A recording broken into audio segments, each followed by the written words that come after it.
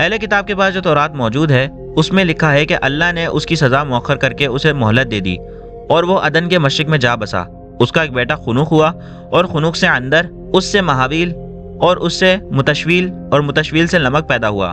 تو اب سوال یہ بنتا ہے حابیل علیہ السلام تو قتل ہو گئے، تو کیا ہم سب ایک قاتل کی اولاد میں سے ہیں؟ تو بالکل بھی نہیں۔ اللہ کو یہ کبھی بھی گوارا نہیں ہوتا کہ اس کے نبی کی امت ایک قاتل کے خاندان سے آئے۔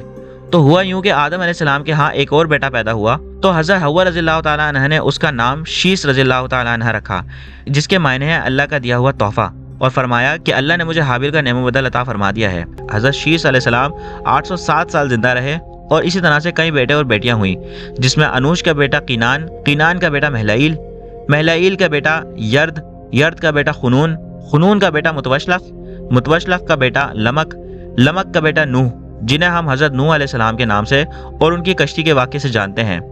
تو اب آپ لوگوں کو سمجھ آ گیا ہوگا کہ ہم سب کس طرح حضرت شیس علیہ السلام کی اولاد میں سے ہیں۔